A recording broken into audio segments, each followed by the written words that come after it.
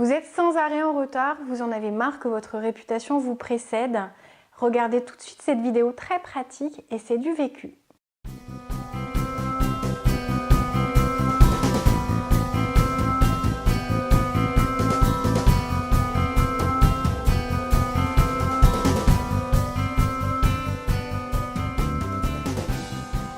Bonjour à tous, c'est Valérie Sauvage du site challengeyourself.fr. Aujourd'hui, une vidéo qui risque de faire sourire ceux qui me connaissent, puisque le manque de ponctualité a été l'une de mes caractéristiques principales pendant de très longues années et ça a pris fin il y a très peu de temps.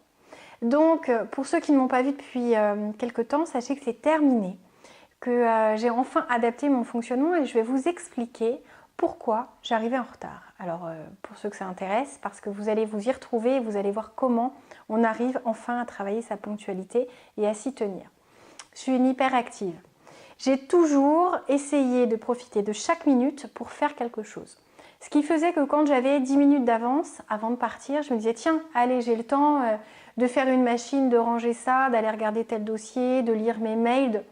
Et en fait, je suis une passionnée, quand je me lance dans quelque chose, je me lance dans quelque chose et j'aime pas arrêter les choses en cours de route. Alors des fois je me disais, mince, là ça commence à me mettre en retard, mais je me dépêche vite de finir et puis ça va aller, j'avais pris un peu de marge, donc pour la route je vais un peu rattraper ça.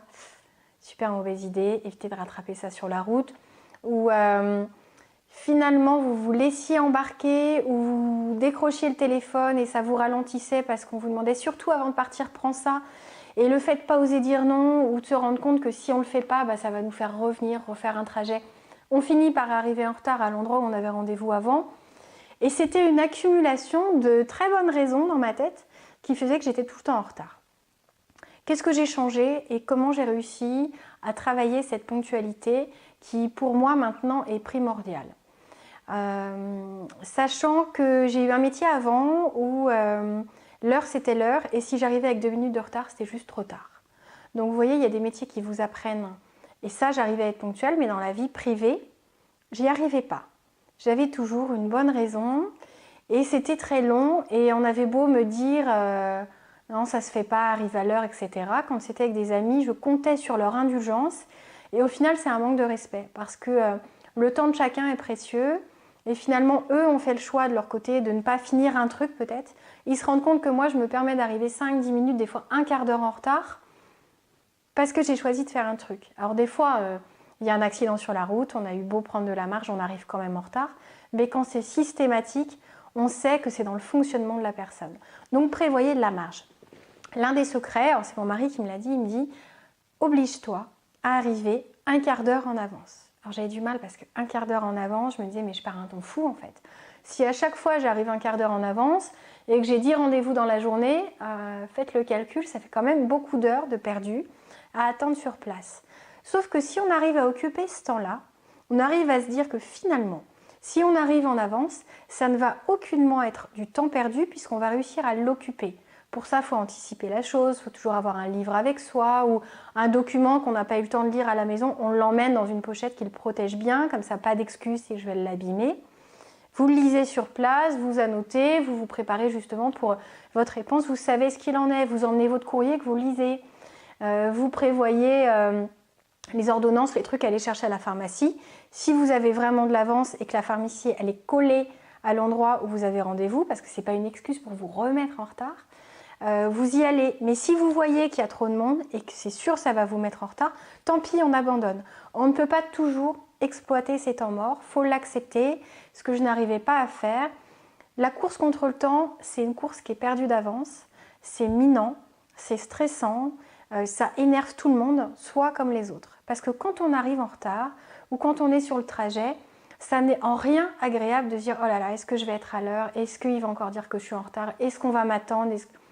Et au bout d'un moment, le fait de se dire « Ok, j'accepte de prendre de la marge, de prendre un quart d'heure de marge et de me dire que peut-être que ça va être du temps perdu, mais c'est jamais perdu. » Apprenez à utiliser ce temps pour vous. J'ai des vidéos qui sont dédiées justement au fait de prendre soin de soi, de profiter de ces temps morts. J'ai une formation sur la productivité qui donne aussi énormément de clés et qui va vous permettre de profiter de tous ces temps morts. Les bouchons, la queue à la caisse quand ça dure des fois 20 minutes, les attentes chez le médecin, tous ces temps d'attente où à chaque fois vous étiez en train de rager en vous disant je perds encore un temps fou alors que j'ai plein de trucs à faire, vous allez voir comment l'utiliser. Cette formation en ligne que j'ai préparée, qui est disponible sur le site de challengeyourself.fr ou qui va l'être, eh bien regardez tout à fait si ça ne peut pas correspondre à vos besoins. Est-ce que vous n'avez pas envie de gagner et libérer 2 heures par jour pour vous, pour faire autre chose à titre personnel ou pour développer un projet professionnel? Est-ce que vous n'avez pas envie d'être plus efficace, d'accroître vos performances au travail, en gagnant en efficacité, en gagnant en confort de travail, en évitant tout ce qui est stress et frustration? C'est une formation qui est incroyable, qui est un condensé de méthodes qui marchent, des exemples. Ça va vous permettre de gagner un temps fou. Alors vous pouvez travailler sur le sujet pendant des semaines, des mois, lire tout ce qui se dit, tout ce qui se fait, etc. Le travail est déjà fait. C'est assorti d'expérience. Je suis coach de vie, j'accompagne au quotidien des entrepreneurs, des gens qui créent des entreprises, des fois à côté de leur travail, qui doivent utiliser ces outils, ces méthodes, qui affrontent ces résistances. Je vous explique comment on transforme ces anciennes habitudes, comment on se motive, comment on affronte les résistances qui donnent envie de baisser les bras, d'arrêter et de retourner à son ancien fonctionnement. Tout ça, ça va vous changer la vie. N'hésitez surtout pas. C'est l'une des nombreuses formations que vous pouvez retrouver, que ce soit en formation en ligne ou en présentiel, en petits groupes. Des petits groupes où c'est des fois bon de partager les expériences, les idées, les retours, parce que ça permet de réfléchir et à travers l'autre de voir un schéma que nous aussi on a tendance à reproduire, sur lequel on n'est pas toujours très lucide et là on tilte. Donc c'est très très utile de travailler sur soi pour avancer, pour se créer la vie de ses rêves. Je suis coach de vie, j'ai un cabinet à Rennes. Je consulte par téléphone, aucune excuse pour avancer. Et surtout, soyez à l'heure. À très bientôt, c'était Valérie Sauvage du site challengeyourself.fr. S'il y a un truc que vous pouvez éviter de repousser, c'est de mettre le j'aime. Si vous avez aimé cette vidéo, dites-le moi dès maintenant, ça me fera vraiment très plaisir. Abonnez-vous à la chaîne pour ne rien manquer et partagez. Ça va vraiment être utile à beaucoup de personnes autour de vous. À très bientôt.